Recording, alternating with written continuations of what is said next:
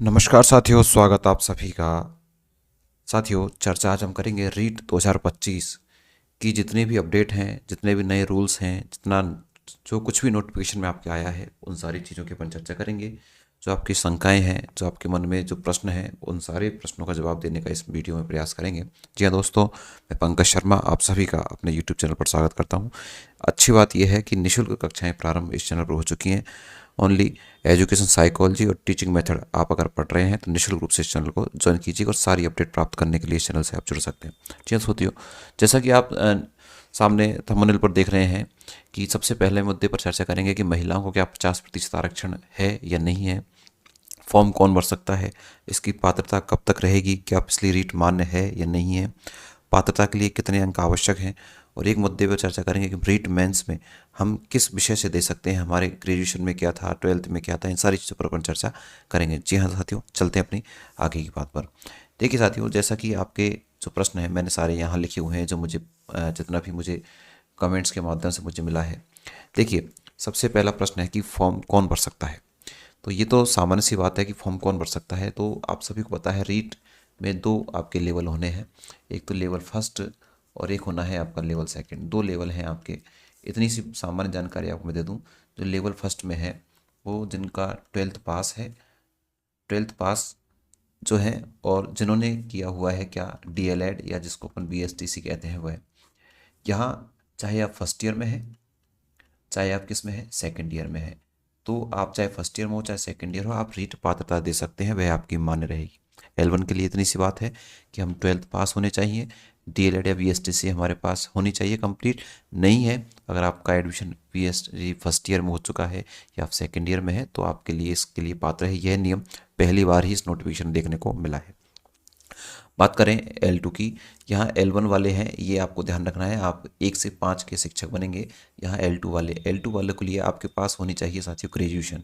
Graduation के साथ में आपके पास होना चाहिए बीएड की डिग्री, या तो कंप्लीट है तो वह अच्छी बात है, अगर नहीं है तो आप बीएड फर्स्ट ईयर में हो, चाहे फर्स्ट सेमेस्टर में हो, चाहे आप सेकेंड ईयर में हो, चाहे थर्ड सेमेस्टर में, किसी में भी हो, आपने एडमिशन बीएड में ले चुका हो, तो आप इस पात्रता के लिए एलिजिबल हैं। इसके फॉर्म को आप अप्लाई कर सकते हैं।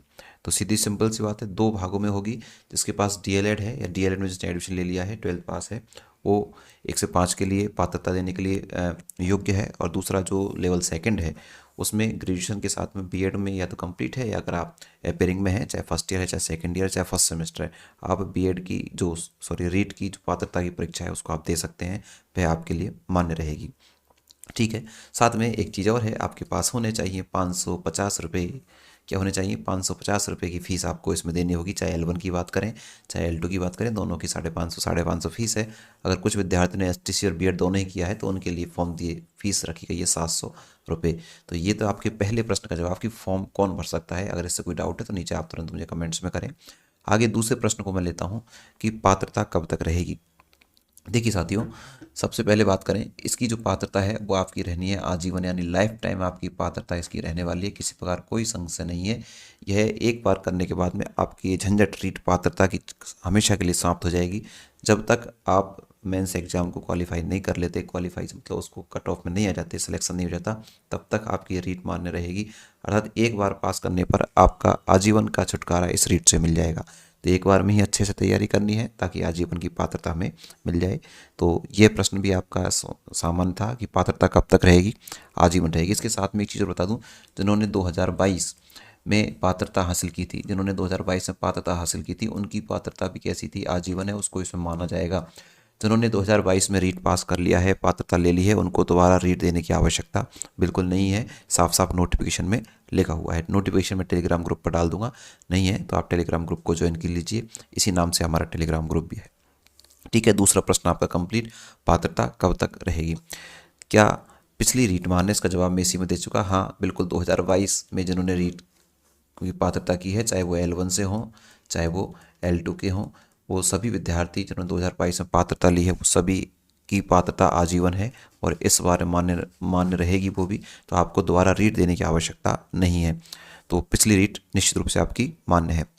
बात करें न्यूनतम आयु की, बड़ी परेशानी होती है, क्योंकि कुछ बच्चे जो है डीएलएड कर रहे हैं वो कह रहे हैं सर हमारी उम्र तो अभी 17 वर्ष ही है, क्या हम इसके लिए योग्य हैं।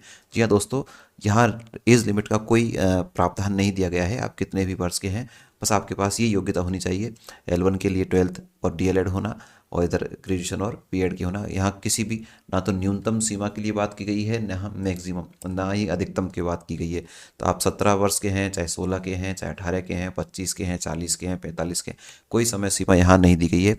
आप आसानी से इस रीट पात्रता को दे सकते हैं। समय न्यूनतम आयु के लिए कोई यहाँ पर वो नहीं है। तो आप 17 वर्ष के भी हैं, क्योंकि ये प्रश्न मेरे पास बार बार आ रहा है कि 17 वर्ष के सर रीट के लिए मान्य है। बिल्कुल आप योग्य हैं, रीट के फॉर्म को आप भर सकते हैं। ठीक है, तो आयु वाली चीज़ मैंने आपको बता दी है। पास होने के लिए कितने अंक, ये महत्वपूर्ण है, पिछली बार भी इस पर काफ़ी विवाद रहा था। देखिए, पास होने के लिए कितने, आप सभी को पता है, जो सामान्य श्रेणी के जो बालक हैं, अर्थात जो जनरल कैटेगरी से बिलोंग करते हैं, उनको चाहिए 60% अंक। 60% अंक से मतलब आपको चाहिए 90 अंक। टोटल कितने अंक चाहिए आपको, 90 अंक चाहिए। अगर आप EWS, MBC, OBC, आप SC, आप ST से बिलोंग करते हैं, तो आपको चाहिए साथियों 55% अंक। 55% अंक आपको चाहिए।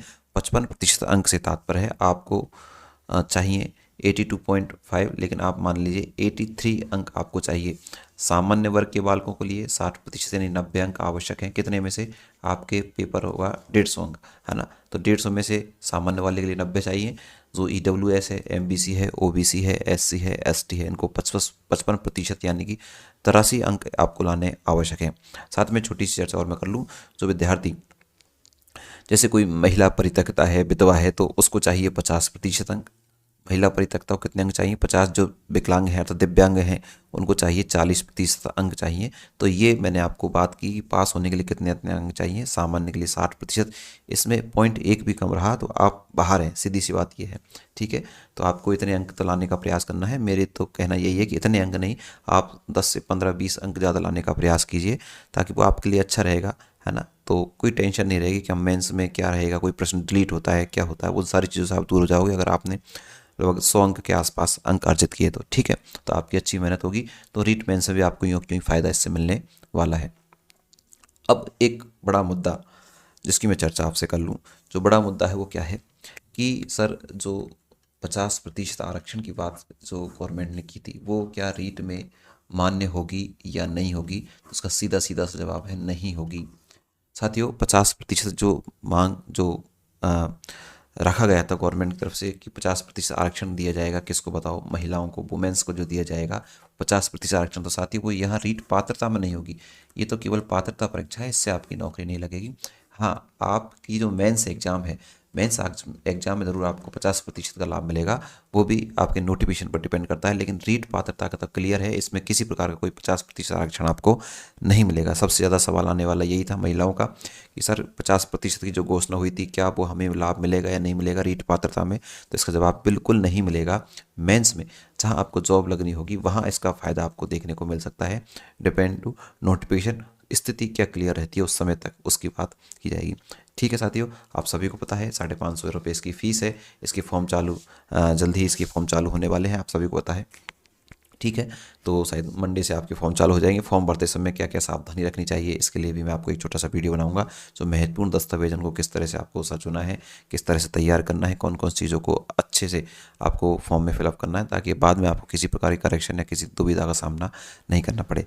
इसी तरह आप इस चैनल से जुड़े रहें। साथ में आपको बता दूँ, एजुकेशन साइकोलॉजी अर्थात मनोविज्ञान पढ़ने के लिए, साथ में टीचिंग मेथड पढ़ने के लिए आप हमारे इस चैनल से निःशुल्क रूप से जुड़ सकते हैं। निःशुल्क कक्षाएँ इस क्लास पर चल रही हैं। आप सभी के लिए बहुत बहुत धन्यवाद जिसने आपने वीडियो को देखा। Thank you.